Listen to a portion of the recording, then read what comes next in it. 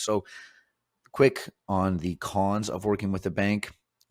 Main one that I always talk about is limited selection. A bank can only offer you its own products, whereas mortgage agents have tons of options, even in that, quote unquote, A space where you'd have very comparable rates, but you're dealing with lending institutions that are specifically known for mortgages. So the institutions I'm talking about don't have savings accounts, checkings accounts, and branches that you can go in and, start an investing fund in.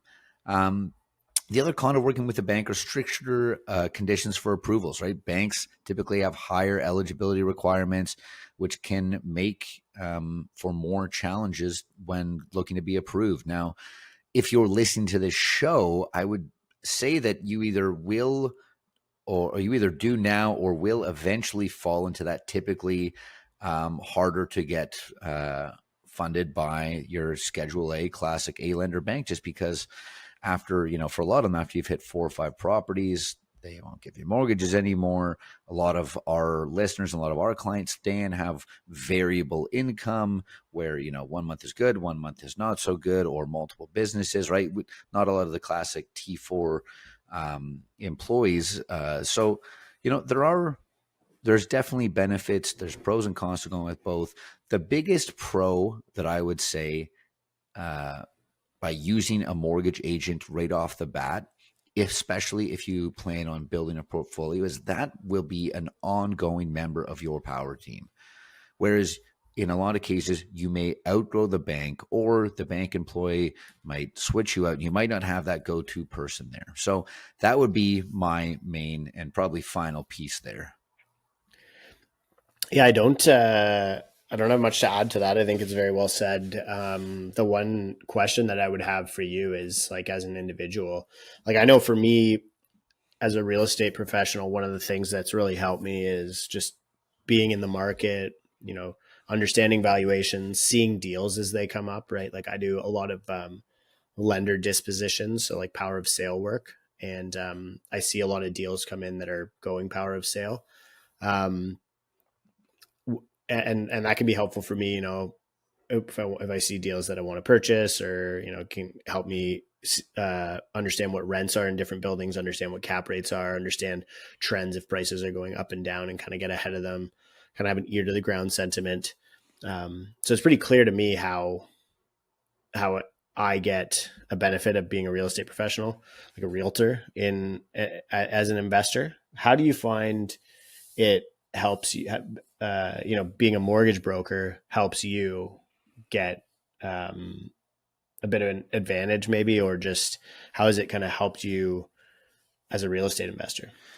Yeah, it's funny. I'm not going to sit here and say that becoming a mortgage agent will make you a better real estate investor. Just like I agree that just how I believe that becoming a real estate agent will not make you a better real estate investor. I think it really becomes with the mindset going into it. I wanted to become a mortgage agent so that I could not only become a better investor myself, rework my investment thesis, have a better understanding of the numbers and a better understanding of the products that existed out there, but also to be able to help other people do that too. Now, I know a ton of mortgage agents and a ton of real estate agents, whether they are successful or not, they do not, they might own their primary residence, but they do not own any investment properties. Now, I think that if you are an investor, or if you are a person that is looking to maybe bring on a real estate agent, or a mortgage agent onto your power team, or become one yourself, I think it really is doing how we advise other people to do a lot of things. It's going in with the right intention.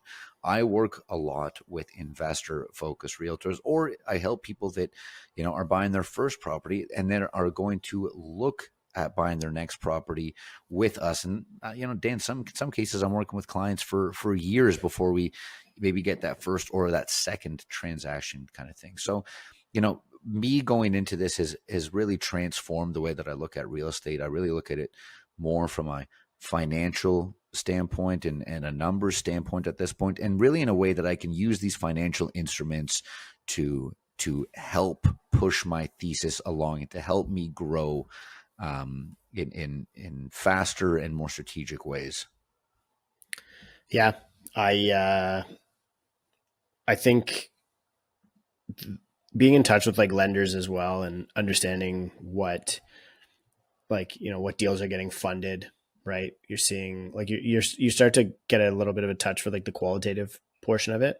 Like a lot can be said for, you know, what, you know, knowing rates or knowing what mortgages are available, but also just like seeing what deals are successfully getting funded, especially in a market where like we're just seeing credit contraction, right? Hmm. Where lenders aren't really lending. Like I said a long time ago that you know, it wouldn't just be the cost of capital, it would be the availability of capital that is going to matter when Canada goes into an economic downturn. And I think more now than ever, we're seeing that take place, right? Like lenders aren't funding bad deals, even if the borrower qualifies or the deal technically qualifies on paper.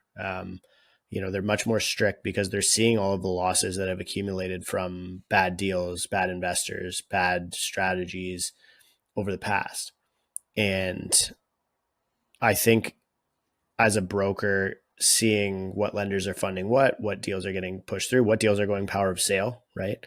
What deals are failing, what deals are succeeding. That gives you a huge connection to stuff that you just can't really see represented in data or whatever else, right? It's a really qualitative advantage there. So, yeah, I think that's all I have.